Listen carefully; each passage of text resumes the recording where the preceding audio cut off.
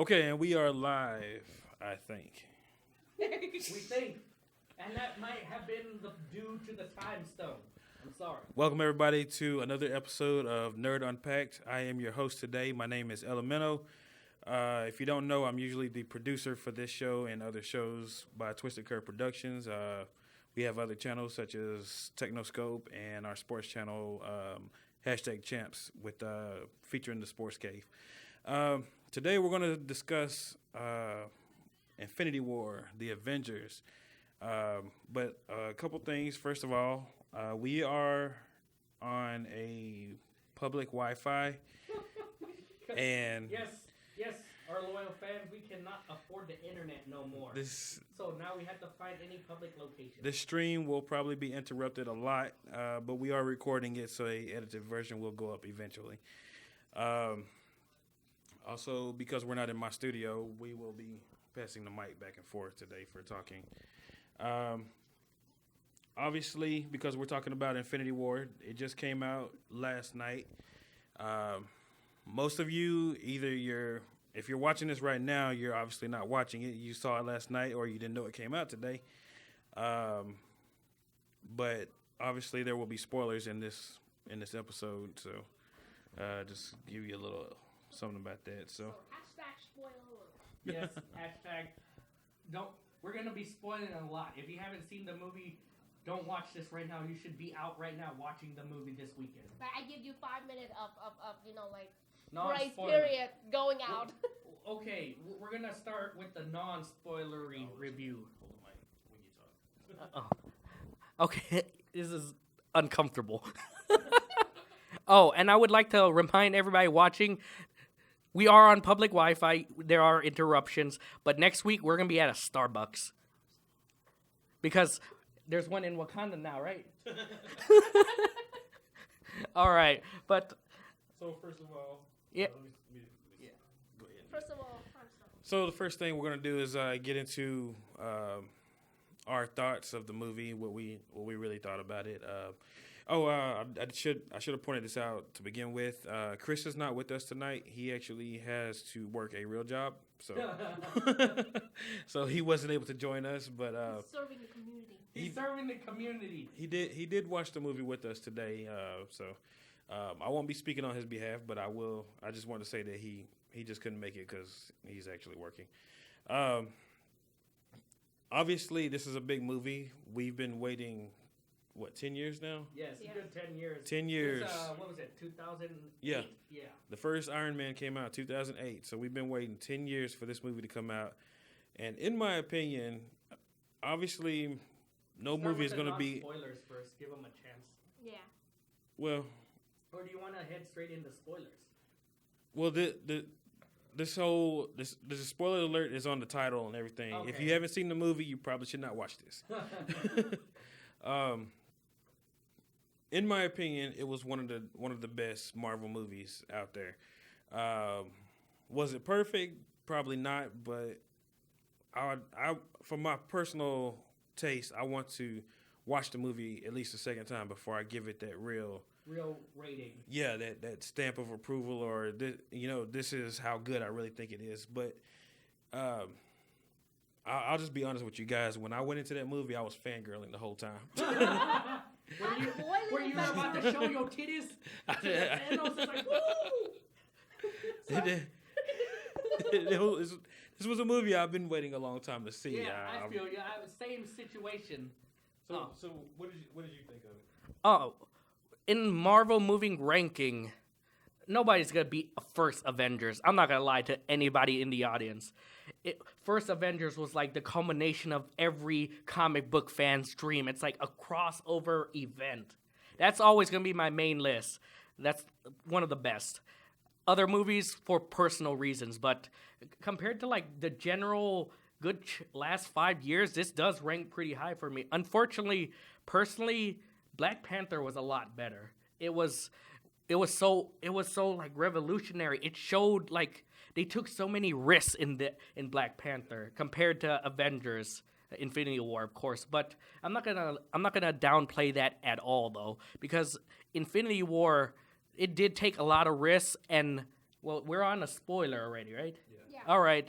The ending where Thanos literally wipes out half of the universe pretty much was, I'm not going to lie, that was ballsy.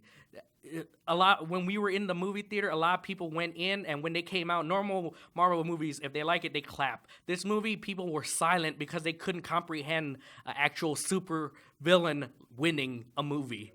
So I was like, I kind of felt that too, but it was inside my heart too. I was like, I'm kind of digging this, I kind of want to see the bad guy win. Like sometimes. Sometimes, yeah. Like just out of like 10 movies that come out with a happy ending where superheroes Always win over the wins. win, the evils, then suddenly boom, Thanos win.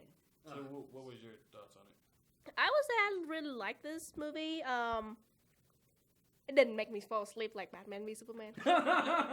That movie was a wreck. Okay, so first of all, I watched Batman v Superman twice. I fall asleep twice at the same period when Lois Lane was, doing some investigation about the bullet that she got it from her journal. I don't know why I fell asleep twice at the particular point. Probably took too long, but well, hey, this is Infinity War. Marvel's Infinity War is run almost 3 hours. I didn't fall asleep, so It was amazing. Just to add to Batman versus Superman, that was the first movie, I'm not gonna lie to people, that gave me motion sickness because how they panned the camera during the fighting, it was like, oh, motion sickness, and that was bad filmmaking. I don't care what anybody said. The choreography of that movie was all over the place. The story was lacking, but that filming was so bad. I thought like a 5-year-old was filming half the time. But yeah, I can understand compared to that. And also, not to lie, Justice League was decent, but it wasn't Avengers level good. And you're expecting DC like trying hard. they're trying.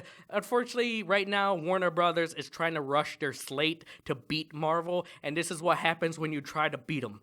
You get Justice League, and it wasn't good. Okay,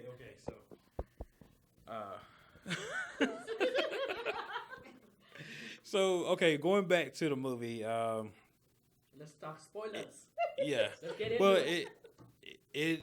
it obviously deviated from the comics. They didn't want you going into the movie knowing everything that happened. So there were differences from the comics, and I think one of the biggest things was Thanos not trying to impress Mistress Death. Yeah. Or Lady Death. So in the movie they completely wrote that out, and what they used to justify Thanos doing this was what happened to his home planet before he set on his quest to make sure that it didn't happen to the rest of the galaxy. So they basically rewrote that part of the story. I have a person over here that doesn't want to be on camera. But she will be interviewed because this is a requirement. This is one of the hardcore Marvel fans, and I think this is getting weird because you gotta pass the potato around. I will not lie to you. I love Marvel. I'm a hardcore fan, but this woman behind the camera is one of the greatest Marvel dictionaries I have ever seen. She should be a Marvel hero, and she should have her own issues of series of books. But yes, we. Okay, so what do you think about how they did that? Oh, when they deviated, to me. Well, I mean, not just that, but how they what do you think about how they did his character for the whole movie? Like, because he wasn't just like this super evil person that he's just pissed off at the world and he just wants everything to die. He actually had a reason and points behind what he wanted to do, and it's not. I'm not sure if it was this where they said it, but not all points of view are considered evil. It's probably one of the other movies I'm thinking of, but not all points of view are considered evil. It's just multiple points of view, and in his point of view, he's like, if I don't do this, then it's going to be bad for everybody. So for some people to live, half the population of the universe needs to go. So what did you think about that? Well, in that aspects, that was pretty well. I'm not gonna say it's comic book accurate because it's not, but it kind of made sense in the real world situation. I knew where he was coming from because in our planet, in real life, we have food shortages, and eventually one day we will outgrow this planet. What do we do there? Do we start starving ourselves to death? And you kind of see where Thanos is coming from. It's like an alien, but with real world ideology. Yeah, to be honest, but yeah, when it deviated from the comics, like real hardcore, because Thanos in the comics is like relentless. He doesn't care who kills, how many people he has to slaughter to get what he wants, because he's Thanos. But in this one, I guess they were trying to humanize him, because but that's where you get the love of Gamora, because this is, well, just spoiler already, but when he has to sacrifice Gamora to get the Soulstone, you see the tears. I kind of felt that in my heart. I was like, dang, it's like, what if I had a child and I had to do that? Would I do that? You could feel that emotion. I mean, like, for you, okay, in the movie, you can see that clearly, like, he adopted Gamora when she was teeny tiny little girl. So she grew up, he as a daughter. Yeah. Straight up as a daughter. He even calls her daughter and everything. And you can see clearly, like, that he favored Gamora even over Nebula. Nebula tried to sneak on him. Nebula? Yeah, Nebula. It's all good. We're going to call her Nebula for the rest of the podcast. It's all right. Okay, so, I mean, he said that she was sneaking him and almost successfully assassinated him. He just hung her like a puppet and then disintegrated her. Whatever. I cannot speak English. I'm sorry. You cannot speak English? I speak broken English. How about that? I come from the boat people too. Except my boat fly. Get out. Okay, so back to the topic. So he has not really showing. Well, she was just an adopted daughter in the title. Well, I think it's more like Gamora was like favored because she was successful. Yeah. And, and then I think Nebula, it was more of a backup daughter, I guess. I kind of felt that. I still don't understand. Black Order. Well, let's ask somebody who might understand. Pass the mic over there. She will not be named, but she will comment on this because she's a genius. Can you come get them? At least show your face for a second. No. This is unnamed Marvel fan. But she's a Marvel dictionary. Just call her that. Marvel Anonymous dictionary. Yes. No, they can't hear you. Right? It's just amazing to sit here and listen to the whole peanut gallery go on and on and on about stuff that you guys can't even hear.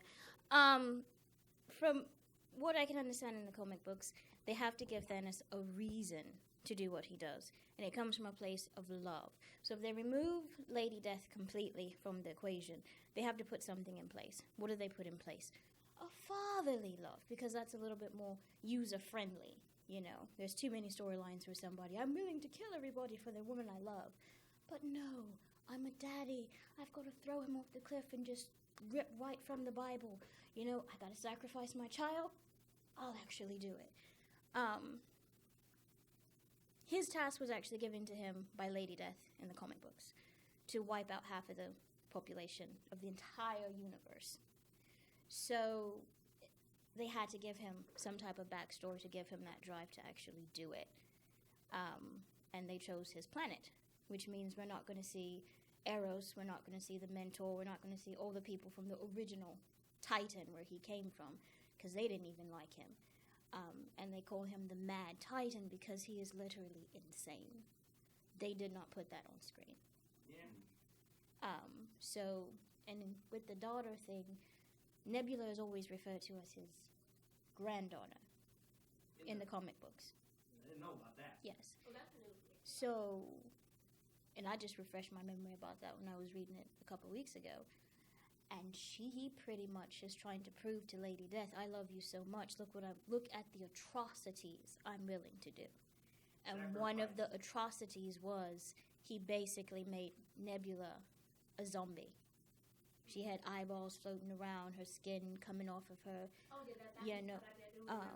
So I think they were paying homage to that when they had her robot body, kind of strewn apart. But he also removed his own brother's mouth in the comic books because he said, anything that annoys me, I now have the power to remove with a snap. Mm-hmm. So that's not really family friendly So they had to kind of go somewhere with it in the, oh, I love my daughter. I want to save the universe by giving the explanation that just about every dictator throughout history has ever given for genocide. I have a good reason. It's for everybody else. So.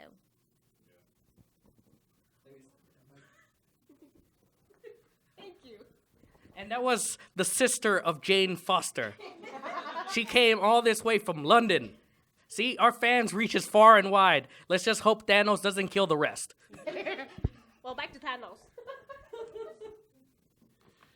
Okay, so Please don't kill her. obviously, Oh, yeah, please, Thanos, don't kill her. okay, so deviating from that, we finally got all 6 stones. Yeah. We knew where the first 5 were. This is the 5th stone, people. We have stolen it from Stephen Strange. He just gave him a fake. It was made out of cardboard. See, it's the ring. FYI, that the stone actually tastes watermelon. It's not really comical. Okay, No, I think they really think it is the stone. It tastes like watermelon. A lot of people don't know that. So why did you call like the power one tastes like grape because it's It tastes like cherry. okay, so It tastes like blue raspberry. Well, that will be the space. Oh yeah, there you go, space though. okay, so Yeah, we're going back from naming stone flavors. That's the next movie. Avengers Infinity flavors.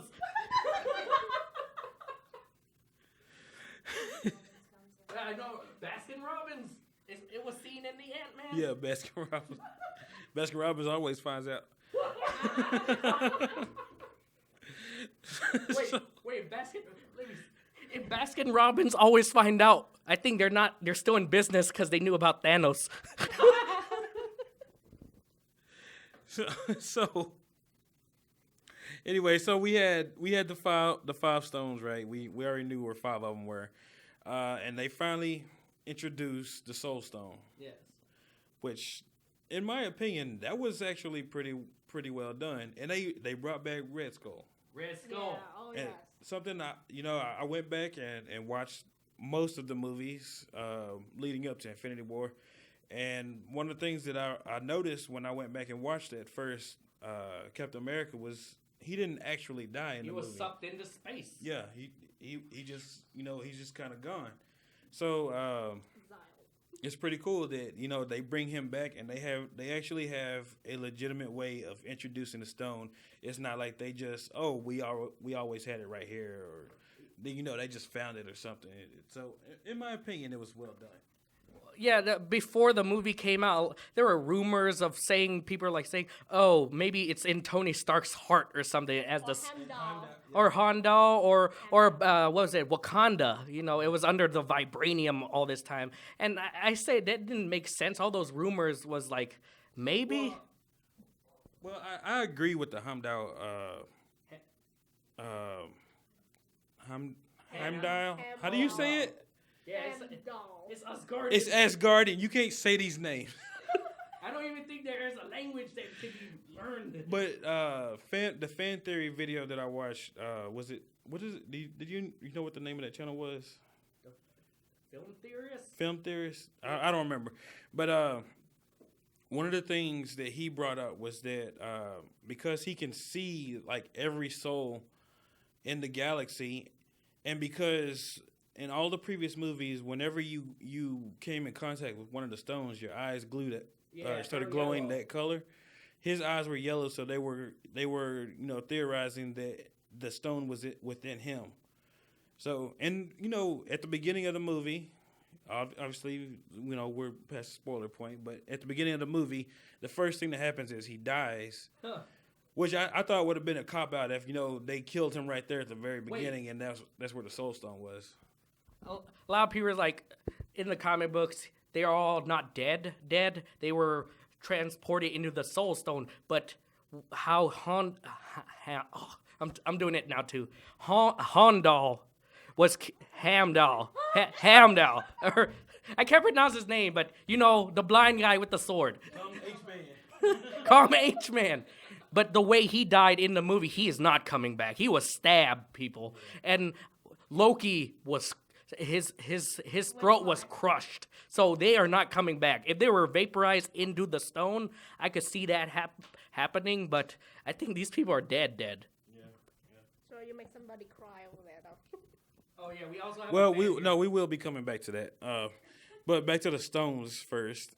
So obviously 6 stones, and did he have? He had the power. He had the power stone first. Xandar. Okay, so yeah, he had the power stone, I don't know but before. even with him already having that, He was already invincible. trying to get 5 stones all in one movie was that's quite that's quite a lot to do, and they still somehow fit this movie in the normal Marvel 2.5 hour Format. format that they normally 3 do. hours, but yeah, it should have been 3 hours, but I kind of see where they're coming from. If it's 3 hours, they could overextend the story to get to the point of there's like dry spots in the movie and you start to get bored. Yeah. So I kind of see where they went with the 2.5 hours, but it should have been a longer movie, to be honest, because they were trying to fit too much in so little. Sir, some people bladder is not that big. Well, get a better bladder. I won't lie. You will time stone it.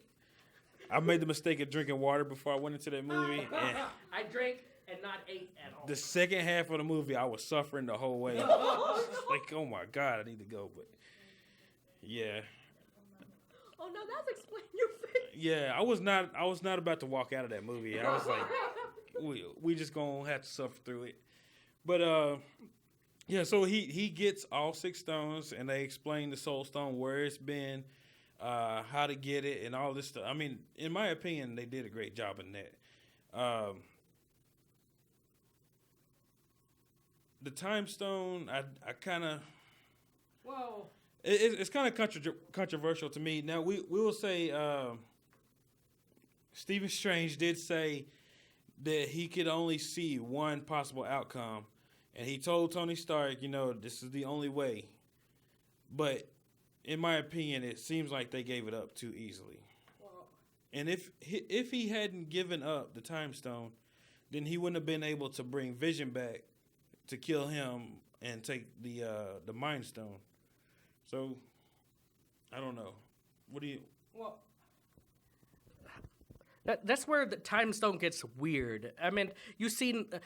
I assume the audience have already seen the first Doctor Strange movie. And when he freezes time, reverses time, that was amazing and all that. But in this movie, when he tried to do it during the first invasion of New York, the very first 10, 20 minutes... he tried to freeze time, but it still didn't freeze anybody. That's where it gets kind of weird, because it's not the same time properties.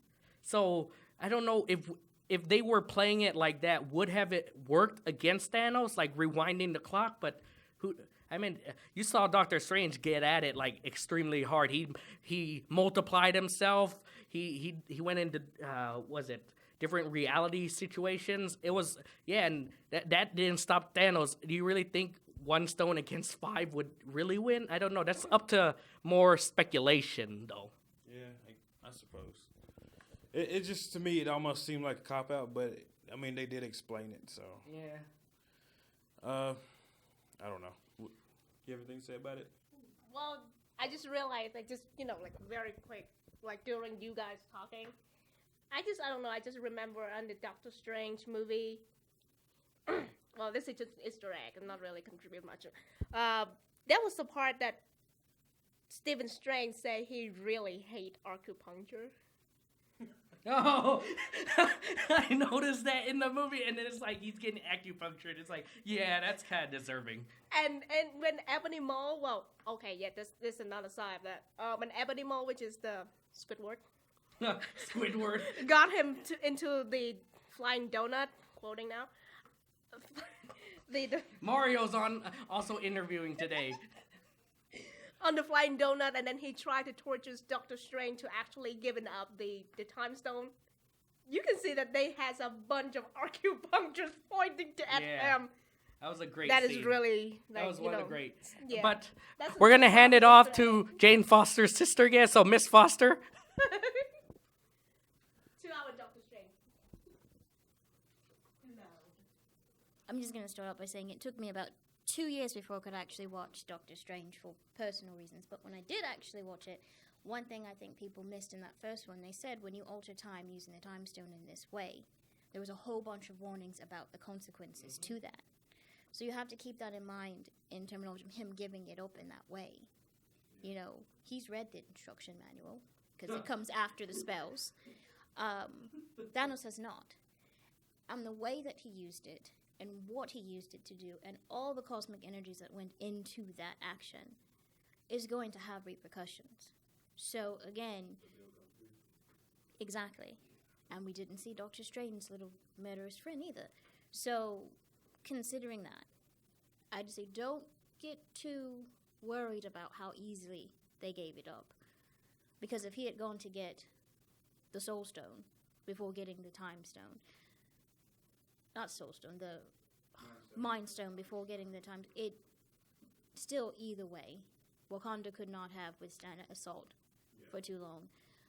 The timing of things, and him getting there with the Scarlet Witch doing whatever else. We're not going to even talking about how the Scarlet Witch is super powerful, and if she can collapse one stone, why didn't they just think, oh, remove the gauntlet and have her blow up the whole thing? But, you know.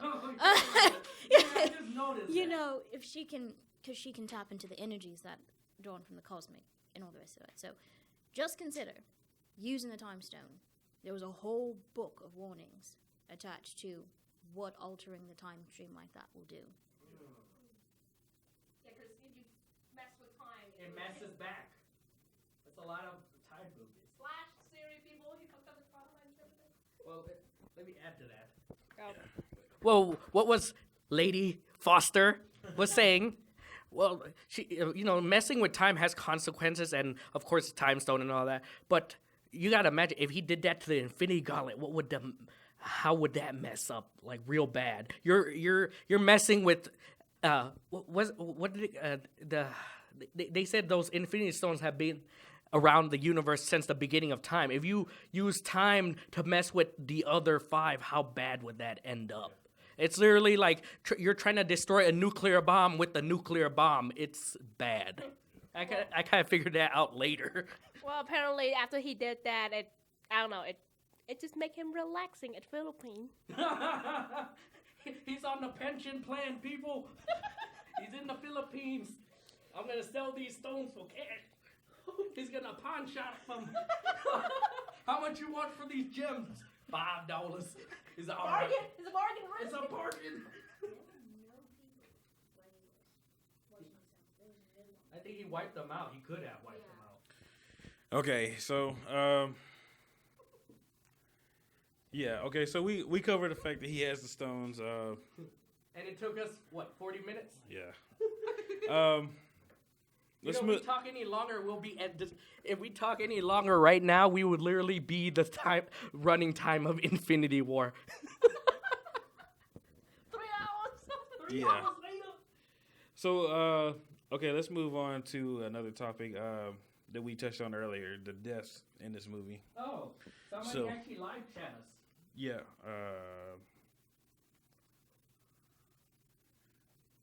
Comic Girl. Yep.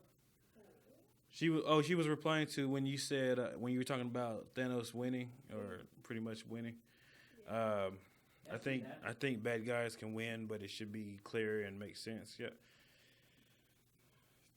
Well, some part of it. You can, More or less, he did win. He got what he wanted. And half the universe is gone. Yeah, we just don't know what's gonna happen after that. here's So the thing, like, if you notice in most of the superheroes movie where the villains think of their, like sometimes why Joker sometimes can be their favorite villain because sometimes his philosophy and his ideologies a little mad, a little crazy. What do you mean a little mad? He is crazy. Oh yeah, well His anyway. Joker. That's what made him so fun. Sorry, my bar is low. Your bar is low. So yeah, so if you dated the Joker, he's a little crazy. there. Yeah, and then he's running around the streets killing people. Yeah. Okay, But- let me pose this. But their question to you. ideology is actually sometimes very making sense. Yeah, okay. Let me pose this question to you. In the last two movies, the two villains both had great points. Yeah. So, Refresh us the last movie. There's so many. in Black Panther, Black Panther, yes. What was the other one? Killmonger had a claim to the throne, and they pretty much wiped out his family line and tried to erase it from history. And he came in there ready to burn everything down, quite literally. And he had a legitimate claim to the throne. But it's Black Panther, so It's Black Panther. That's the best explanation. there is no way that he becomes the king. Black Panther. That would spit in every fan's face. Yeah. Sorry, he's a Killmonger black won. leopard. Yeah. That's a black leopard. It's a black leopard. It's real. So okay, did you want to say something? No, it's Miss Foster. Well, okay. I just wanted to say this real quick. Both of them had great points for doing what they were doing. Were either one of them justified? And if they were, which one is more justified in their quest? I guess. I'll leave that to you.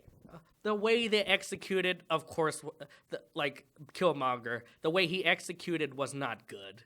He was willing to kill a lot of people just for good. That's still not good. That's killing for good. There is no such thing.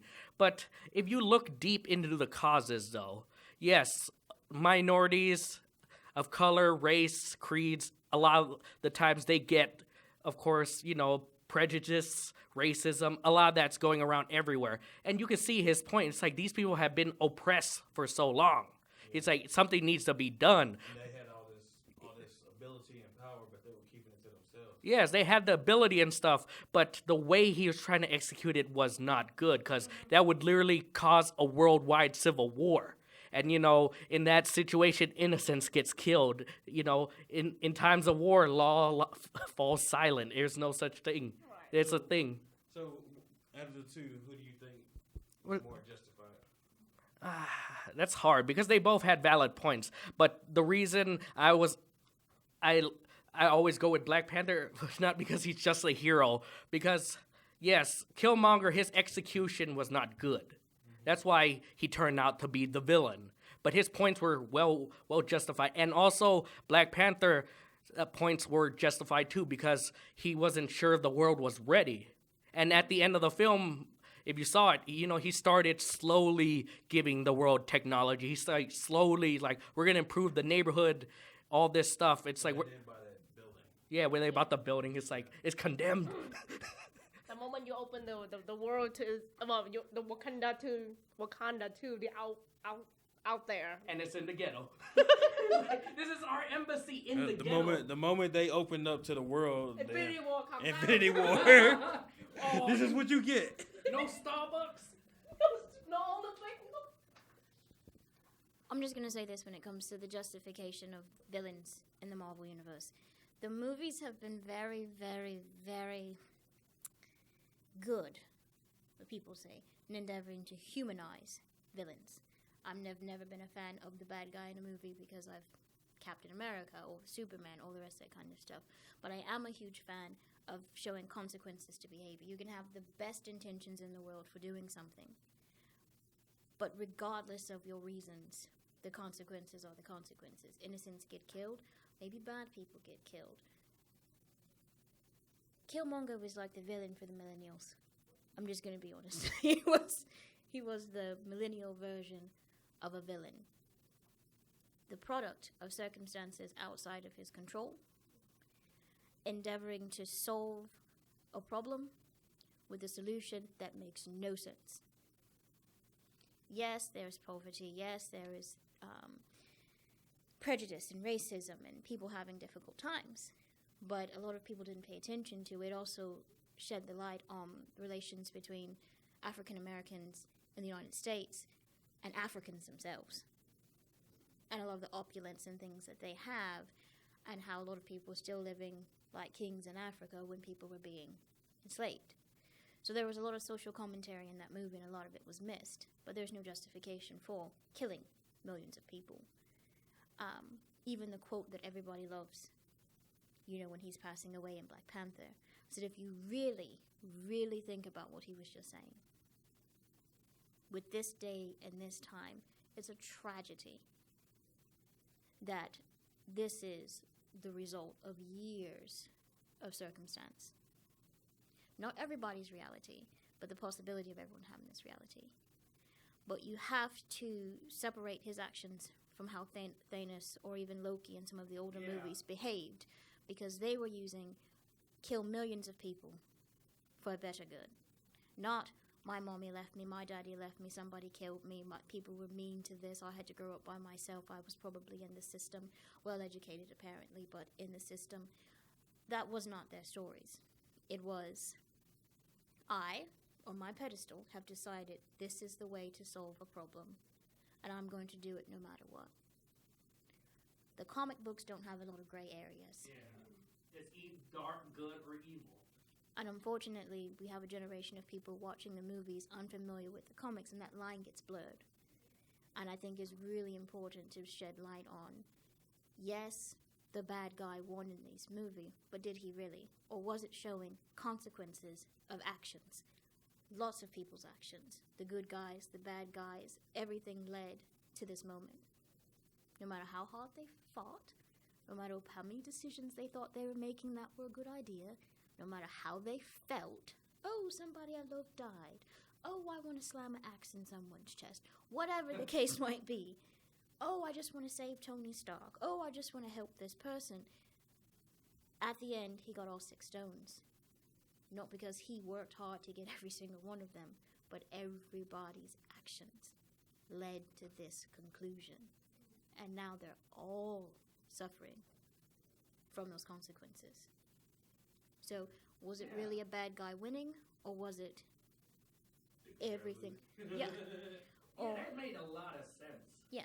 Because literally it's the culmination of all the stuff we've seen in the 10 years. Yeah, that is. He just had to basically walk up there and take it. Or at the He didn't have to fight for it. Yeah. Let me see it. Or the part that when he's I really agree with her, to be honest. It's literally the combination of literally every movie we saw since 2008. I mean, Red Skull was there because Steve Rogers didn't have the courage. He had the courage not to kill him, but when he didn't kill Red Skull, look what happened. He became a guardian on that planet where the Soulstone was and gave Thanos the information. What if he killed him? Thanos would not know how to get the Soulstone. It's consequences that built up, and yeah, that's a real thing. I just noticed that a lot. I think it's pretty obvious most of the movies up till now, before now, Leading up. were a lot of consequences. Most of them were Tony Stark's. This is why I said the Sokovia Accords should have been named the Tony Stark Accords. Yeah. He should be banned from the Iron Man suit. Rhodes was a lot better. Yeah. Most of the stuff that happened before Infinity War was all on Tony. So, it is a lot of results of their actions. But let's go back to the other topic that we were going to start talking about, the deaths. There were two major deaths in this movie. If you didn't notice, or actually there were 3, right? Wait. So we lost Heimdall. Yes. Can we still we can't even say his name and the man is dead. No, It's sad. We are in mourning. Heimdall. Heimdall. Heimdall. All right, Heimdall. I got it. Yeah, what was it? Heimdall, Loki. Because these people were physically killed, not when they were disintegrated. That's left up to speculation if they are in the stone, which most likely, probably, maybe they'll be in there. But these were physical deaths. How? Oh, dang it! I can't do it again. Heimdall. This whole podcast is gonna be about us trying to get his name right. Him, Loki. They were physical deaths. And Gamora was literally, she was chunked off the. So how are you gonna? You could bring him back technically, but I don't know. Yeah, most likely. Time stone makes it complicated. Yeah, because But with the time stone, you can undo everything. So Then you fucked up with the timeline. also reality stuff. so there's still we have a serious Loki fan in here. We're gonna have her not on screen because she doesn't want her identity known. But we're gonna talk about her love and obsession with the man who just died by the hand of the Mad Titan. Tribute.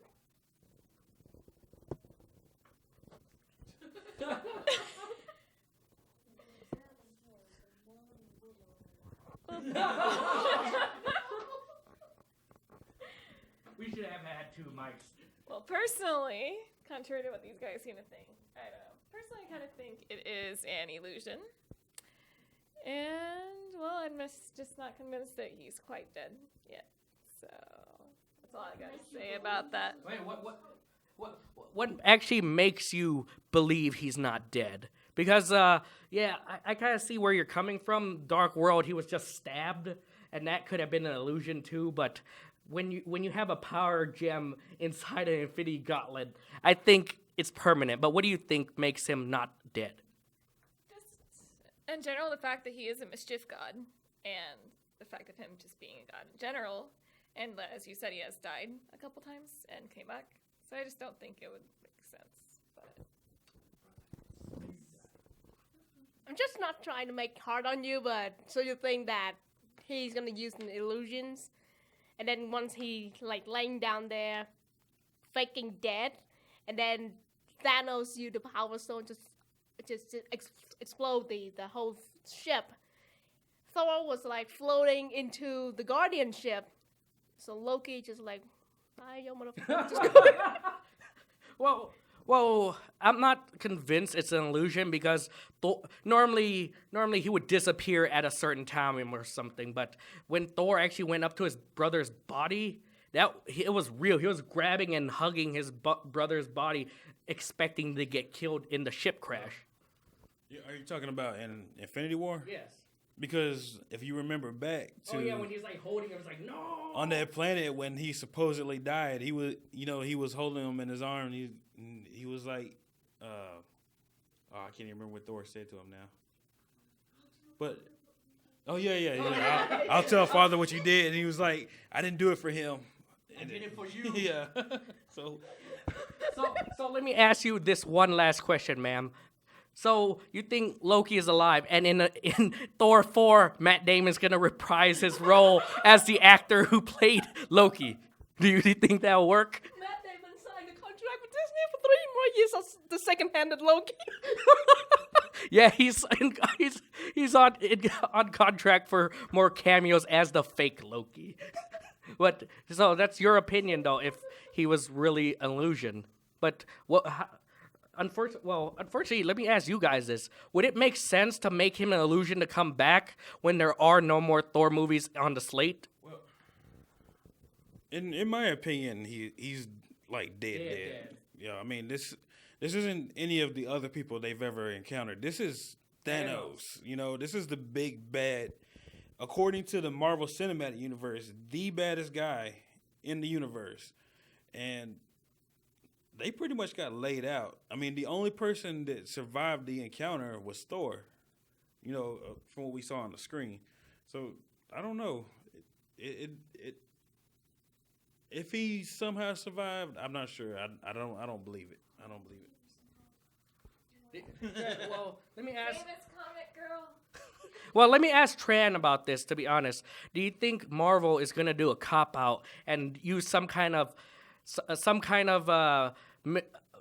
probably like a Infinity Gauntlet maneuver or like a magical thing where they bring back every single character? Or do you think some of these characters are going to stay dead? Well, I mean, with the Disney contract, after it's done. Oh, yeah, Alba is done, right? Yeah. Okay, he has been in Thor 1, was it? Thor 1, Thor Thor 2, and 3. Thor 3. So he's done. And he had And a this is contract his- for the... He had a contract... Oh. I'm sorry. Well, it's all good. He had a contract for one Avengers movie, wasn't it? Yeah. And So that was it? That's it. Wow, that was the shortest contract ever. 2 minutes, people. And they don't need him for the Bifrost anymore. Oh yeah, Yeah. because Thor has the control of the Bifrost. So say goodbye. So I'm pretty sure Just that's like Marvel putting another minority out of work. got killed off just like that. Just like that. He was one of the first ones too. So yeah, I do believe like whoever. So do you? The more important question is: do you believe black people die first in movies? No. Okay, sir. Get off of that topic. Second of all, I'm answering my question again. I think whoever show in this movie physically died probably stayed dead. Not really sure about Gamora though, but I could be very wrong. Well, Gamora's not dead. Okay, so here's the other question. Okay, I'll let you talk first, and then I'll come back to Gamora.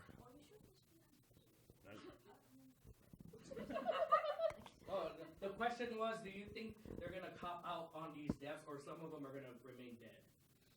Okay, first I just want to tell you it's going to be okay. She's in mourning, real bad mourning. It's really going to be okay. I think everybody called that he was going to die in the first 5 minutes of the movie, but I don't think anyone was quite prepared for the sound of his windpipe being crushed. Oh yeah, that was horrible. I cringed. Or how his skin turned really pallid. Now, you may be right, because he didn't turn blue in his dead state. He didn't turn to his actual form when he died. And everyone kind of believed that when he's dead, he'll go back to his original form, because the Loki that you see on the screen, it's an illusion constantly, because he's a frost giant. So you might be a little bit right there. You know, he didn't turn blue. He was like gray. Don't get too confident, because he may just be a ghost. You know. Second thing is they brought out Tom Hiddleston on as like a forerunner on most of the press circuits for Avengers Infinity War. And they usually don't do that if the person's not coming back ever again. So they could be trying to throw her off, but I'm just trying to throw you a few things. Third thing that might mean she is correct and may mean she is completely wrong is that he had that look in his eye, that he had a plan. And even though Thor was saying, no, you know, all muffled and everything, he still had this kind of look in his eye. I know what I'm doing. I know I'm about to sacrifice my life. It's going to be okay. You know, I've got a plan. I hope they don't do it as an illusion. I do not believe it was an illusion, because it would have cheapened his ultimate sacrifice. Yeah. It would have. But I don't think Loki is out of the... He's a very vindictive character. And as much as Thanos messed with him, because he was, and you can read in the comics and everything else, tortured and forced into doing what he did when he came to the Earth and wiped out everybody. I'm not saying that he didn't take some twisted pleasure out of that, but there was some trauma and fear, real fear about failure. So he already knew Thanos is just not to be messed with. So you may be right. I don't think it's an illusion. I think he has a plan, but I don't think it's an illusion. As for everybody else who physically died, again, it's Marvel. It recycles things all the time. Well, it's not that kind of Disney movie. There was no there was no musical tracks or songs. No, Yeah. That's what we need, people. I mean, you might have Star-Lord go find Gamora's body and kiss her, but he's Marvel's Disney dust. princess. He's dust right now, so you can't really do that. I hope that they don't try to cater to fan preference in order to get people into the next movie, because everybody who's attempted to do that on television or in movies, they lose a whole bunch. So if a whole bunch of fans are saying, don't really kill him, they need to come back, I don't want them to use the cheap thing. Surprise! He was faking it. Surprise! That was not blood leaking out of Gamora, that was actually aloe vera juice. You know? No, that's food juice. It was green. Regardless, I think the people who physically died or physically dead, Heimdall specifically, he gave the last bit of his magical everything to send the Hulk back. Don't get me started on that, because it was supposed to be Silver Surfer, but I'll allow it because it looked really nice. All right, Houndoll, you say is dead. He has to be because he gave the last of his energy. Now, I think they're going to continue it into a lot of the things that he had as a power. That's what Thor is going to come into. Because he already has the power for the Bifrost. Stormbreaker allows people to open up the Bifrost in that way. He's got one eye, and apparently if you're Asgardian and you get one eye, it means you can see a whole bunch of crap. But I think he's too far in the morning thing to really see how his abilities have increased. We know he's now a 9-volt battery, so... He's the all-father in a sense. So we're getting there. I just don't worry. Hold out hope. But don't get your hopes too high. Just remember, Tom Hiddleston is not dead. He's still doing a lot of movies, and most of them are very good because he's a very talented actor. So go out there, go to Netflix, put in Tom Hiddleston, and just watch it, and imagine he has long black hair. It is just the same. Do not disrespect Hiddleston in such a way to say that he is limited by his Loki portrayal. He looks good in and out of tight black leather. Green too, green. Green, red, blue, orange, it doesn't matter. Oh my god. So, just for everyone out there who thought they were married to Loki. And that's a thing. Yes. There's millions of Yes. women. He will not be impregnating you through the screen anymore. And it's going to be okay. Just go to your nearest grocery store, find the Baskin Robbins, get your favorite flavor, mint chocolate chip maybe, something green, and Something green. just watch the first Thor movie. Or the first Avengers. The first Avengers movie, just anything like that, and it will be okay. Oh man. Or you can choose to be in denial and just suffer for the rest of these years. So There are 5 stages of, Of mourning. there's 5 stages of grief, and if you're a fangirl, those stages never end. They just kind of blend together and just get jumbled together into like angry comments. I'm so sad. Why did you do that? I hate you. I'm never going to watch another Marvel movie again. Oh my God. Did you see this article? He was on Jimmy Fallon. Oh my God. I hate you. And it just kind of goes in that whole segment like that. Yeah. Oh man. And then they'll stand in a line and pay $190 to get an autograph. I'm not gonna. Beauty God. Anyway. Oh, well, go ahead. Make this quick. Oh my God.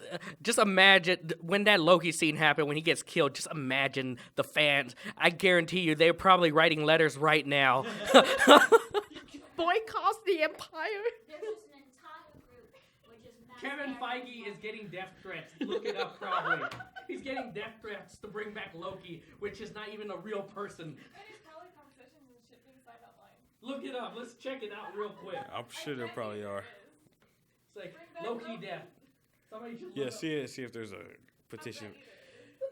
Yeah, check Loki death or something. My personal opinion is he's gone, but anyway. There's hope amongst others. Yeah, I think he's just dead. I believe that too. He's just really dead. There's a petition people to sign to have Loki survive Infinity War. Wow.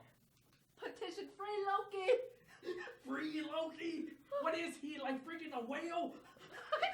Oh God. 15,000 fans signed petition demanding Marvel's release a solo Loki movie. Oh my God. Look. They want him to live. Oh, okay. I guess people find him attractive. That's fine. All these actresses are all attractive. That's average. But how are these people in love with him? He's psychotic. He's a murderer. He's a genocidal murderer. Yeah. That's enough Loki talk. We spent 12 minutes on that. Yep. So anyway, Oh my god. The other death that we just touched on was Gamora. She's not dead. I guarantee you she's not Well, dead. she had to die for the Soulstone to become into existence. This is the question I posed when we left the movie theater. Can they use the Time Stone to bring Gamora back? No. And if they somehow brought her back, what would happen to the Soulstone? Well, I would say it break the condition to obtain the Soul Stone, because a soul for a soul. Well, go for it. Okay, so according to Resco, he said that they're surprised to actually obtain the Soul Stone, a soul for a soul. So he exchanged. Well, it's just not any soul. It has to be Something he loved. something he loved the most, like a sacrifice, an ultimate sacrifice. So he did. He threw Gamora off the bridge and the cliff. It was an unfinished bridge. They didn't have the money, so it only extended that far. No, he was like, I've been here for 100 years. I'm just gonna leave it. Yeah. So that soul is surprised to exchange the ability to obtain or to make the Soul Stone visible and touchable, holdable.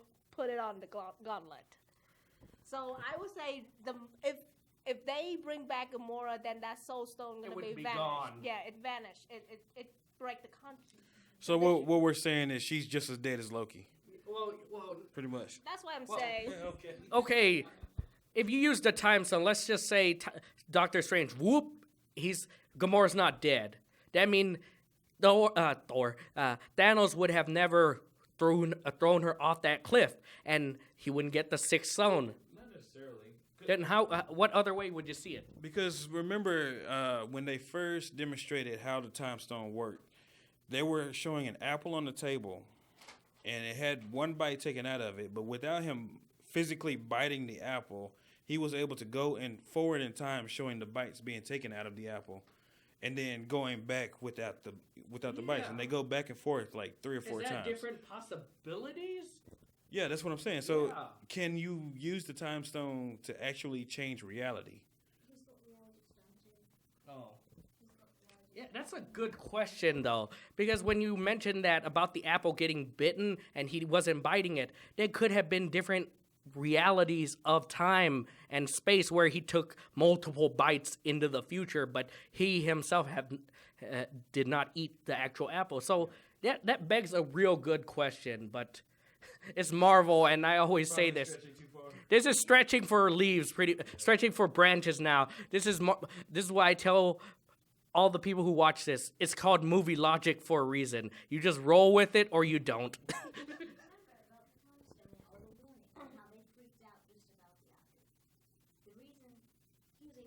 Well, you need to tell the microphone this. I need you. They can't hear you. All they know is we're looking that way. Just dub somebody else's in some tragic speech. Like what Loki was saying when he died. I'm just gonna keep rubbing it in for people who can't see it. The wife of Loki is laying on the floor in a post-traumatic stress disorder safe position. And I'm not. Yes. They thought I was joking. The Time Stone. Do you remember how hard they freaked out when he was just playing around with the apple and saying each change that you make can have catastrophic effects? He's done it. He snapped his fingers. To use it like he was doing in the apple, he was focusing on a fixed point in time, a fixed object. If he endeavors to go back and endeavor to use that on Gamora, he has to consider, and now he can see, unless he's burnt out all of the stones completely, the effect that it's going to have, all the different possibilities. Consider all the actions he took after that death, and how he would have to understand how to use it like with a surgeon-like precision to carve out that specific time. And then there's going to be something due, because with the Soul Stone, you have to have given a soul. Then remember, when he snapped his fingers, there was baby Gamora talking to him. So her soul is not gone. if they choose to bring her back, it may be in that format. Who knows? She might marry the Red Skull and they have little freakish green red babies. Half Nazi babies. You know, either way, remember that she asked him, did you do what you were going to do? He said, yes. What did it cost you? Everything. I think that was a hint. Her soul hasn't gone anywhere. So I would not freak out too much about that death, and then I would just keep doing research to see whether or not she got a contract for the Avengers 4 movie. If she does, then she's coming back in one form or another. Yeah. And her sister is going to go to the ends of the earth to get her back. It's just like Bucky and Cap, Nebula and Gamora. They just go all out there. They may beat the crap out of each other occasionally, but Nebula is pissed.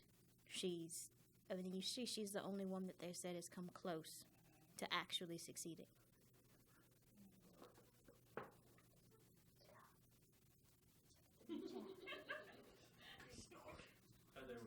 It's okay, just you can go.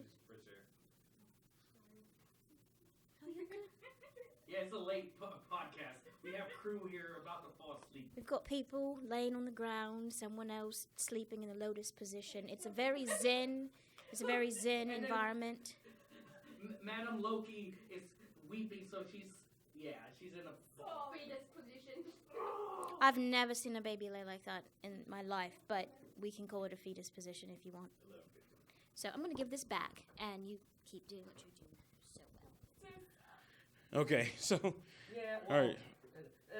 Is there anything else y'all want to say about those real deaths? quick about this, but Gamora's not dead because literally there's a Guardians 3 and she's gonna be in it no matter what. Well, sir, you do realize that sometime they could put the Guardian of Galaxy 3 in the timeline that is happening before Infinity War. I don't think they're gonna go the route of another prequel. With Captain Marvel makes sense. With other movies, you're gonna get audiences confused like crazy. Okay, true. I'll give you that. Oh yeah. Yeah. I'm not sure what to think on that. I don't know. But anyway,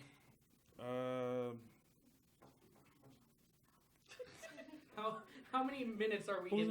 yeah, it's like an hour. What were you? Huh? Well, I mean, After the movie, we're gonna speculate on what's gonna be next. oh, Yeah, well, before we get to that, I wanted to discuss some of the fight scenes. Oh my god. So, Well, before we get to any of those, Hulk got his ass beat. And He got his ass beat. I mean, my god. He was in the movie for 2 minutes. he got his ass beat. Oh my goodness. He was in the movie for 2 minutes. it's so traumatizing. It got so traumatizing that when Bruce Banner said, "Buddy, come out," no. Well, I call this karma because literally how Loki was thrown by Hulk, now it's reversed by Thanos, so it is karma. But oh my god, that's another thing with this movie. You're expecting the Hulk to go into the movie as the Hulk. You only see him in the movie for 2 minutes. The rest of the movie, he's in the Hulkbuster as Bruce Banner. What do you think of that? That was such misleading. Unfortunately, I happened to come across a pop vinyl. It's supposed to be released like today or in several days. I don't know. But it showed the pop vinyl is the Hulk inside the Hulkbuster. So I kind of knew that Banner was going to be in there some kind of way. But they never actually showed the Hulk inside the Hulkbuster, which I don't know. Well, yeah. 2 seconds is not. No, Banner, no. Yeah, he was through with it. Yeah, he was done. He's Yeah. like, I am not gonna. He's just like, I got my ass kicked. That's enough. We can't die. We know we can't die, but I'm not gonna. Yeah. I'm like, fuck you now. Wait, that's a scary thought though. Literally, everybody knows Hulk can't die. You could throw him everywhere and every which way, but man, if he's afraid of Thanos, I think the Hulk thinks in his mind there's a possibility Thanos can kill him. Didn't he get stabbed in the first few minutes of the movie or something? The Hulk? Yeah, he healed up, but that means his skin is penetrable. If you stab him in the right area, they could probably kill the Hulk. It's gotta be the right thing and hard enough. Yeah. I mean, like, and that's one of his minions, too, wasn't it? Or was it Thanos? That was Thanos himself. Yeah, that's a lot to take in. Like, no, let him have his fun. Yeah. Having him all. Yeah, and that's a scary thought when it's the Hulk saying this. So that was one of the memorable. What else? What else is a memorable scene in this movie? Well, Thor, after he got The Stormbreaker. Yeah. That was oh my god. Well, They had Tyrion Lannister in it. For all you Game of Thrones fans. I don't even watch Game of Thrones, and when I saw him, I was like, Peter Dinklage. yeah. No, He's a big guy. yeah, he's a big dude. No, I don't watch Game of Thrones for those who do, but I saw him in X-Men. Was it Days of Futures Past? Yeah. And when he was so tall, I kept on seeing him in the X-Men. I was like, oh my god, they just superimposed this. It was so weird, but it was amazing. Well, you know, the moment that Thor got the Stormbreaker going down, technically wiped a lot of, you call that Spadok? Spadok? Okay. Yeah, okay. Because at the moment I was like, what do they call it? Just, okay, I'm just calling that the Marvel Parademon. Like, just sleek. Anyway, but then, I mean, it was amazing. It blown me off. Like, the chair made me bounce off, and I was like, that's gorgeous fight over there. But then we also have Wanda. Oh man. Why was she up there? Why was she up there? Which we need her down there. I love that scene. Yeah. What was she doing up there? Oh man. No, I will admit this. Bruce Banner and Natasha Romanoff, that romance in Age of Ultron did not work. Chemistry was not right, was not even in the comics, and the two actors did not connect at all. It was so awkward, it was weird, but Sam Wilson said it. yeah, he even mentions in that Sam Wilson said this is awkward, but everybody who's a comic book fan does know Vision and Wanda get together, have family, have kids, whatever. But on screen, it worked. It felt real. When she was about to kill Vision, I felt for her. I was like, God dang, it's like she's about to murder this man he loves. Literally, he exploded before her eyes. That's like, yeah, that was real. Then he brought her back. Oh, yeah.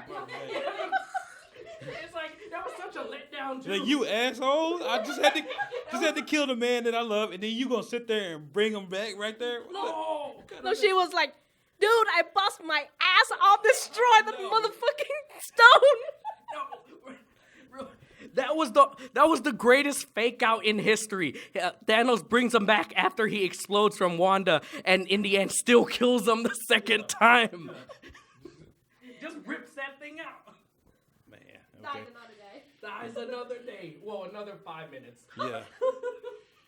Let's see. We had. Yeah. Oh, yeah. Wait. Oh, you mean when they were in Scotland? Oh, yeah. Yeah. Oh, that was amazing. Though, Too, too. yeah. Yeah. Well, I mean, because Cap shows up, and everybody in the movie theater starts applauding. Oh, there he is! He finally showed up. People clapping.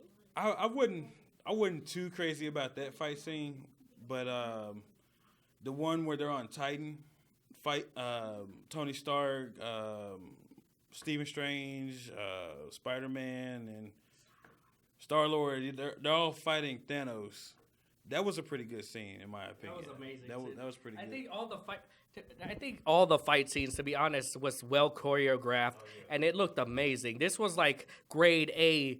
I mean, everybody saw Avengers 1 by now, probably, most likely. But half of that movie wasn't really a fight. That was more of a, let's get together and create this thing. They were fighting each other. Yeah, they were mostly fighting each other. But then at the end, what? Well, in my opinion, the first Avengers and a lot of those first movies, it's about playing to the fans. Fan service. Almost every one of those movies, if you go back and look at it, has one of the superheroes fighting another one. Like, what if Iron Man goes up against Thor? What if Captain America? What if Thor hits his hammer against Captain America's shield because they're both supposed to be The strongest, indestructible. Everything. Yeah. So I mean, almost in every one of those movies, they give you one of those scenarios. This one right here, I guess because of time constraints, they didn't really have any of that. Yeah. But you could almost see that Iron Man almost went against Doctor Strange. Almost. Didn't quite happen, but it almost happened. But what other scenes do you think? This is not even a fight scene, but remember when it's like, "Where's Gamora?" And then Iron Man's like, second question, who is Gamora? And what was the third one? Why is Gamora? That was the greatest line. I mean, that was worth the 10 years of Marvel wait. That 3-sentence line was like, this is what I wanted to hear forever. Why is Gamora? Drax is one of my favorite characters. Oh, he is. Going back to the first Guardians where he's like, you see that joke which flew over your head. He's like, it would not flow over my head. I would catch it. I would catch it because my reflexes are so powerful. No. The part that he said, the dude and the man. Oh yeah. It's like, no, you're a dude. This is a man. That was the greatest thing too. He's like, are you making your voice deeper? Well, Drax is always he and kind of Rocket. I would consider Rocket like comic relief. Yeah. But Drax was like, what was that scene? He was like, finger through the throat means death. It just rips the dude. It's like, that sums Drax to a T. Yeah. And then there's a Mantis saying, like, what's his name? What's his code name? Kick-Ass? But it's like, she was like, speaking at a tongue-tied. Kick names and takes ass. That was a thing. Iron Man. Tony Stark's just looking at Bill. Like, I'm done. You know, that is the phase when in your life you had to deal with 3 Chris's and 2 Peter. Oh, man. Okay, so... Like, Gamora, stop massaging that man's... There was a couple things I wanted to bring up. Thor got his eye back. Well, not really. Well, not really, but we were discussing from previews that we had seen.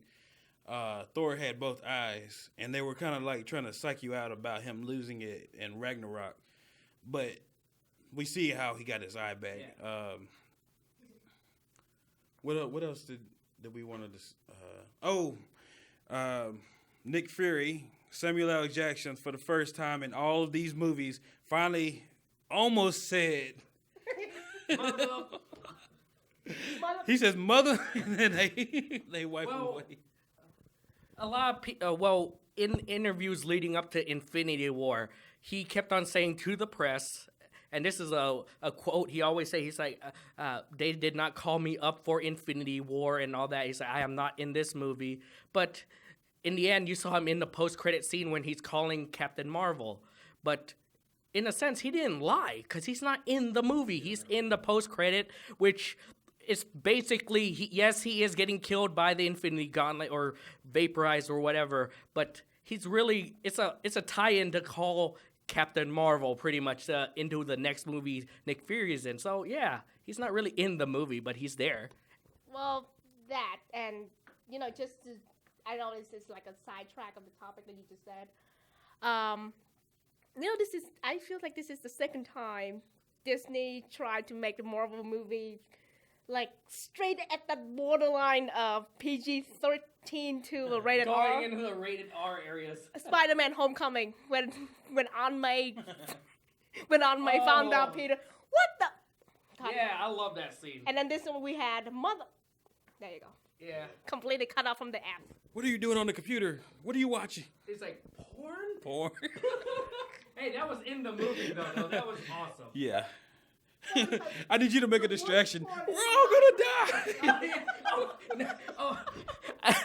Oh my God, I loved I love Spider-Man Homecoming, but Ned at his sidekick is the greatest. I mean, he was only in the movie for what? Not even a minute, maybe at max. I need an attraction. Yeah, I need a distraction. It's like, and he just looks out the window. It's like, oh my God, there's an alien ship. We're all gonna die. That was the greatest one-liner, and that's all he had a one-liner in the movie. But that's worth it. make him shine like a star. Oh man, he deserved it. So, what other questions did they answer for y'all that y'all might have had?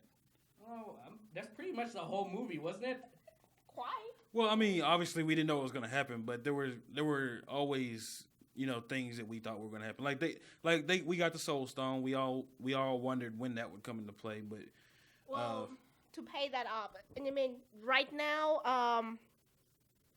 we just finished the part 1 of the Infinity War. Well, the part 2 is not called Infinity War 2. Of course not, because according to War. Disney, they said that the title of the Infinity War, well, quoting like part 2, the title is gonna giving spoiler for the part 1, so that's why they said they will keep that off to at least maybe 2 months after the movie.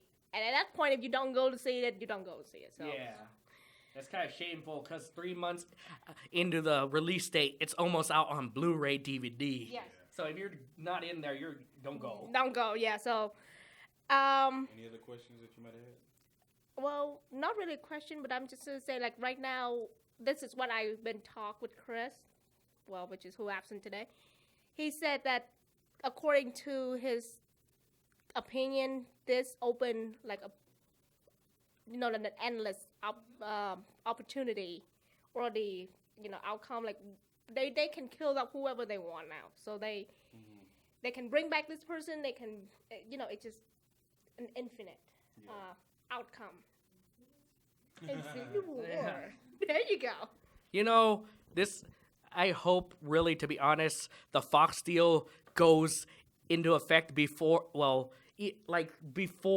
the showing of Infinity War Part 4, or whatever they're going to call Avengers 4, because they could still have enough time to film an end credit scene to have the Infinity Gauntlet bring in the rest of the Marvel characters they're allowed to acquire through Fox, and that would have worked so well. Like, My problem is that they already killed off Logan, Hugh Jackman, and without your man Wolverine, yeah. I mean, seriously, but the first movies that brought me into really loving superhero movies in the modern age is X-Men, and amongst people in the MCU it's kind of hit or miss. But to me, when the first and the second X-Men came out, they were great. They were damn good. They were the best things that had hit Hollywood as far as superhero movies ever. I mean, nobody had ever done it like that. So, to me, without having Wolverine in it, I can leave her to take it. Yeah, well, that's the problem. copyrighted is more powerful than the Gauntlet itself. Copyright is a power. It's a superpower. That's why Stan Lee's in every movie. He wants to make sure no copyright issues. It's the seventh stone. Oh yeah, he's the seventh stone, the copyright stone. No, but dang it, what was I gonna say? What were you about to say? Besides the copyright thing.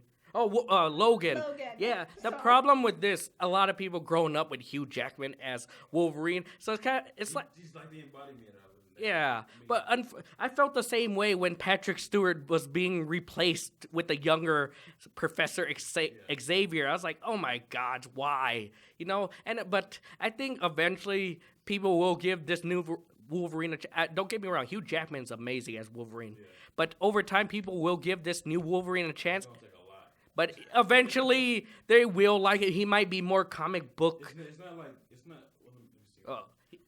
In my opinion, it's not like Spider-Man. Like, I mean, Tobey Maguire, he did, okay, and what was the other guy's name? Andrew Garfield. Yeah. Actually, those two movies I didn't really care for. I mean, they were decent. They were Spider-Man, but I didn't really care for them. Yeah. The Tobey movies I actually liked a little bit better, but The The third one third one killed it. flopped so bad. yeah, Yeah, the but first and second one was decent. I liked them. but all combined, 5 movies compared to X-Men and compared to MCU, they're bottom bucket movies compared to the rest of those. They were doing, pretty cool things with special effects and stuff like that when they did, Spider-Man 2, but in my opinion, those movies just didn't live up. So when they came out with Spider-Man for who's the new guy? What's it? Tom Holland. Yeah. Holland, right? Tom Yeah, Holland. Tom So Holland. when they came up with Tom and was it Civil War and Homecoming, and I like this they Spider-Man. sprinkle in the Marvel magic. I Or mean, whatever they do. yeah, whatever Stan Marvel Lee. Studios does. Stanley's. It's this magic, man. Whatever They- he spits on turns to gold. They didn't really have a high bar to jump over, to make that movie great. But it was great though. It was a great movie. Yeah, it was definitely good. So Homecoming was the first Spider-Man that I was like, this is Spider-Man in its fullest. yeah, so replacing Spider-Man, my main point, replacing Spider-Man was not really that difficult because of where the other movies were. Yeah, because they were shit. Let's just But- be honest. But replacing Hugh Jackman as Yeah. is It's gonna be horrible. is Wolverine. Oh God, y'all have your work cut out for you. Go ahead. Just to say that, in order for them to, I agree, they need to bring the X-Men in. And the bridge between the X-Men and the Infinity storyline in the comics was actually Wolverine. But keep in mind, we're getting a prequel of Captain Marvel. Marvel loves to play with changing timelines. Oh man. And if they want to bring in the X-Men, and they want to bring them in from a younger age, they have opened the door for that. Now they are going to have to recast Wolverine unless Disney is willing to pay a lot of money to get Hugh Jackman Well, back. it's Disney. They can afford it. I know. They have to decide whether or not they want to do that. They kind of killed him and put everybody in the future. So, like, they could technically say, well, it's not that far in the future yet. He's still alive. And they could use makeup and CGI effects and Reality just... Stone, it was really not an illusion. But they have two separate X-Men timelines that they're dealing with right now. They've got the new revamped thing that they're doing. And then they had Wolverine's timelines. So they have a lot of cleaning up to do in order to bring them smoothly into the MCU. Oh yeah, that's a lot of cleanup. More than likely, if they choose to do that, they're probably going to use the younger cast. Or if they can't get their contracts for whatever legal reason, they're going to have to recast it again, and everyone's just going to throw up their hands and say, It's gonna suck balls. So just keep in mind, people have to consider how badly do we want X-Men to come into the Marvel Universe. Pretty darn badly. We want Fantastic Four. They're kind of a staple. If you're getting rid of Cap and you're getting rid of closing out all those timelines, those stories, you've told them, we've done the movies, what are we going to do next? X-Men, Fantastic Four, the next directions to go. And hey, if the Fantastic Four movies flop again, at least they know whoever plays Johnny Storm can go on to have an amazing career in the Marvel Universe as a different character in the future. So, because every person who's played Johnny Storm has come back as, somebody more important. So, keep in mind there's a lot of doors that are still open to what you were saying. The Infinity War has an infinity amount. We just have to hope that the writers and the directors that they get are respectful enough to the source material to do a good job and don't endeavor to say, well, they diverged from the comics, so we're going to diverge as well and turn it into a soap opera, and somebody's going to be pregnant, somebody's going to be in love with their sister, and somebody else is going to have the power to reverse time, which is going to make someone else pregnant, and then Captain America is dead. That's pretty much kind of... There's a pregnant stone. It's called the pill. That's how Loki comes back in a green stone that just instantly gets people pregnant. But regardless, I think the best thing, to your point, when you go see a movie and there's movie logic, no matter how much you love the comics, no matter how much you love the cartoons, take it for what it is. Appreciate the hard work that people...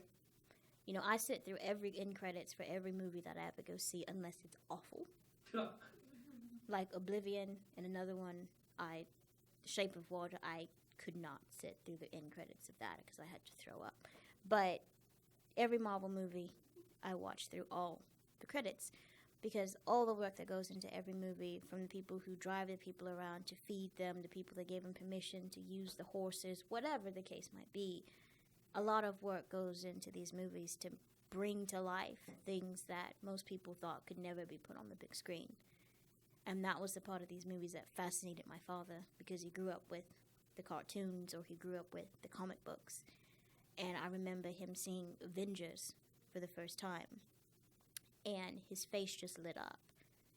And then when he was at his sickest, he finally got healthy enough to come to the theaters, and I took him to see Captain America Civil War. And the best one was Age of Ultron, because his favorite character was Vision. And they kept Vision hidden from all the trailers. So he had no idea. And we were sitting in the theater, and he's looking at, he said, are they gonna make, and then Vision comes out the casket, and he's just looks like a 6-year-old boy, you know, in his seat. You could not see how tired he was, or the mask on his face. You could just see his eyes light up. And he's like, oh my goodness, they brought him to life. So that's why these movies are so important. You know, we can talk about speculation, which is great. Did they get it right? Did they get it wrong? Just appreciating them making an effort to bring every little 5-year-old, 6-year-old's fantasies and dreams to life on the big screen is just a humbling and amazing thing. Yeah. That's beautiful. That was beautiful. No, that was so philosophical. I was like, I don't know how to continue this, but yeah, that's a lot true though. No matter what speculation, who dies, who doesn't, good, bad, it's what people take from it. If you go into people say it's a bad movie, you go in, but you still come out with a happy feeling, or, you know, satisfaction. Who cares what anybody else say? It's what you take from a movie. Yeah. Well, getting back to what she was saying, I don't think Disney wants it bad enough to make X-Men work. Not with the current. Yeah, they're gonna reboot the whole timeline, which is gonna suck. Yeah, because be honest, Fox's X-Men timeline is so messed up. Even I have hard time deciding where's where. It's like, wait a minute, you're in the 80s now. Wait a minute, this is the future. Wait a minute, what do you mean? What do you mean X-Men origin never existed? It gets confusing half of the time. The one that I had a hard time with, I could follow most of it, but the one I had a hard time with was Days of Future Past. When the Professor and Magneto go to them to tell them when they have to go, the Professor is supposed to be dead. Oh, yeah, right. So how the hell does that even happen? That was the last movie, too, or it was the third one. The third one, he dies. Yeah. Something. So how is he there for Days of Future Past? That didn't even there was the end credit, though. Did you see the end credit of the third movie? With what? Well, he's in his brother. Yeah, it's like, dang it, tongue-tied. Telekinesis. Yes. There you go. Yeah, he used his mind to teleport his soul, his consciousness, into a comatose patient, which turned out to be his brother. And that was an end credit where you can hear Patrick's. You don't see the body, you just see the camera was facing this way, and you just saw his arm out like this. But you could hear Patrick Stewart like calling to the nurse, and that was the end credit. And it gave people hope. I was like, they did not kill Jean-Luc Picard. I might need to go. Yeah. The like, captain is still alive. The Borg cannot kill him. Magneto can't kill him. He's immortal. Okay, so what'd you say? Oh, yeah. X-Men is kind of tricky if you're not really into it. X-Men Origin Wolverine did not exist now. Yeah, that's weird. So, okay. That takes me into our last topic before we wrap this up. Yeah, it's getting late. Speculation on what's going to happen going forward. Yeah. Yeah, Thanos reigns supreme. Thanos walks off into the night, and that's it. The movie, it's all over. No, he's still in the Philippines enjoying his pension. So, I'm going to look that up real quick. Toss. What's up? After 6 movie of just stuck being a cameo, you have to give the man some, triumph Well, oh yeah, in because his own movie. they gave Thanos depth. Yeah. Okay, This so movie stuck being a cameo. the thing that we didn't point out, the characters that were missing, Hawkeye was one. They mentioned them, unfortunately. Yeah, well, he was what, retired or whatever. Well, right now he said like he was dealing the issue with his family. Yeah. With his family. Yeah, because they all got in trouble in the last deal. movie. Yeah. So Ant-Man wasn't there. What did they say Probably happened? the same. No, House and that was Hawkeye was under house arrest with his family because he wanted to be with his family, and he cut the deal for that. And Ant-Man, he's just underground right now, isn't he? Did he cut a deal in that movie too? Yeah. Because he was in prison in Civil War at the end of it. I always thought they broke him out, and he just like. Except to Watch it again. They said the quote was, Scott, whatever his name is, Scott Lang. And Clint. Clint cut a deal because they wanted to be with the Thanos. Ah. Under house arrest. All right. So the point that I was getting at is that we should be seeing at least Ant-Man again. I would suspect that they would bring Hawkeye back, right? Yeah. Well, that's probably there's some photo that I saw on the Marvel's fan page that I followed. They like snap a photo right at the recording scene of his rumored to be the costume, and they compare it to the comic, and that is very close or almost comic accurate of Ronin. Well, that's because Ronan and Nomad were around the same time and they had to go underground with Civil War. They had to change their clothes. So many names.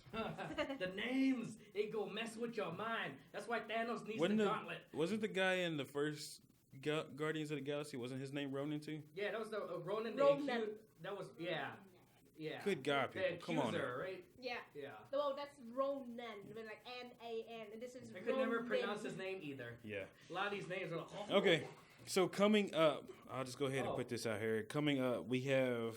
Let's talk about the Ant-Man first and the movie, Ant-Man. We have. Well, we're not going to discuss the movies. We're just gonna say how they play into this. We have Ant-Man coming up in July this year, so that's pretty soon. That'll be it for 2018. In 2019, we have Captain Marvel, and I guess the next, well, not Infinity War, but the next Avengers movie is going to come out right after Captain Marvel. According to this, May 3rd, 2019. Unless They move up the name push and the Yeah. date again. But Yeah, this well, thing- they kind of line up with the movies this year too. But it's not the second one though, because the director said it's John Russo's. Technically, it's Russo's brothers again. So Well, that's Infinity War 4, right? that possibly be. The Avengers 4. Yeah, that's them again because they're contracted for 2 Avengers. Yeah, so movies. so the only thing between now and what we find out what the aftermath is, I guess, is Ant-Man and Captain Marvel, and it's titled Ant-Man and the Wasp for the movie coming out this year. Do you think that's really going to play into the actual storyline? Well, is this a spoiler if it's not really out yet and it's more of a premise? Oh yeah, it says it's spoiler anyways. But online it reads the premise. It says takes place after Civil War. So I'm thinking it takes place after Civil War but before Infinity War, and I could totally see this happening. Ant-Man, Wasp, they do their thing after Civil War. Of course, he's whatever doing his thing, and at the end they're starting to disappear, except Scott Lang or something, and then Infinity War or whatever, Avengers 4. So it's as the premise right now stands for this movie, it looks like it takes place just right after Infinity War and before Infinity War and after Civil War. The Captain Marvel, that's supposed to be a That's origin story. That's the origin in the 90s. Okay, so that's before all of this. So only Nick Coulson's coming back. It's gonna be amazing. yeah, only 2 movies, and then the next Avengers, and then we find out what happens. After the next Avengers film, they also have the next Spider-Man Homecoming. Homecoming sequel is what they got it labeled on here. It says Untitled, so they don't really know. July 5th, 2019. So we know that Spider. Is Homegoing or it's just called Spider-Man Prom?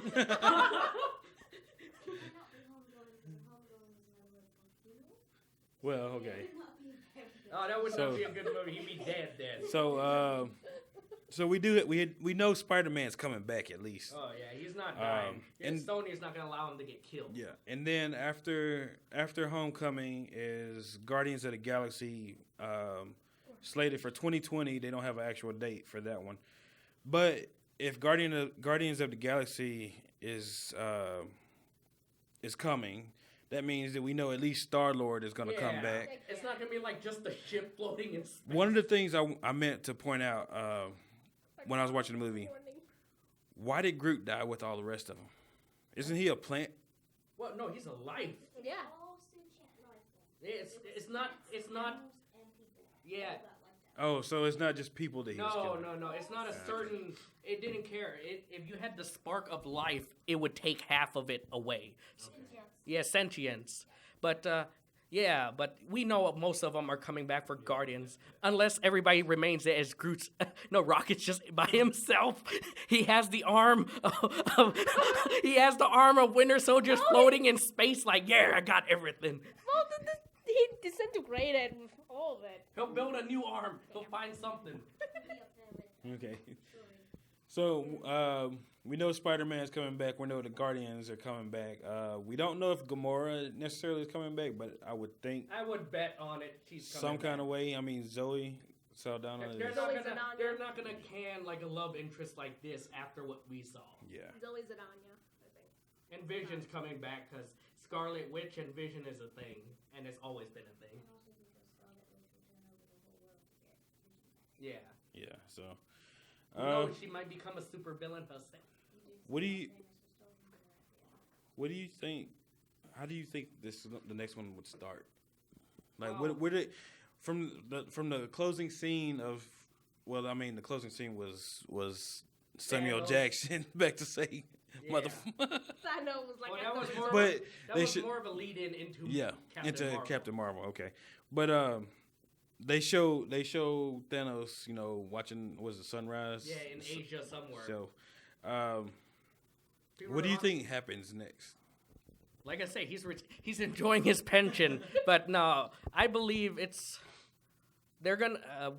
Captain Marvel, most likely, I think Ant-Man and Hawkeye are coming back in some form in Infinity War or whatever for. Because they were only mentioned, so most likely they're saving them for a purpose, and they're gonna team up with whoever's left, and they're gonna find a way to get most of these people out of the stone.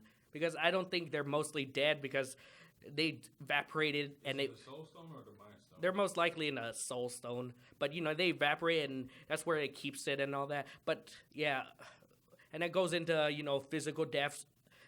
Disintegration deaths. I think physical are going to remain permanent, but yeah, I think that's going to end up like that. It's going to be the ultimate battle where every single character you've seen on screen just jumps Thanos like crazy. You're going to see this mosh pit at him, and it's going to end, and then dun dun dun dun, and it's like, oh, sorry, no more Tony Stark.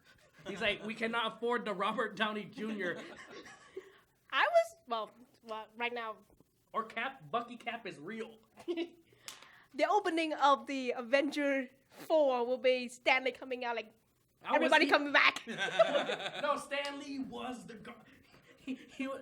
I wouldn't be surprised if Stan Lee turns out to be like an Infinity Stone or like a Celestial or something. He's like, I see everything. I told you he has the magic pencil. Oh, he just erases. He just like Thanos comes up, he just erases like this. He draws and erases how he wants it. I guess. Is there anything else that y'all want to add to this?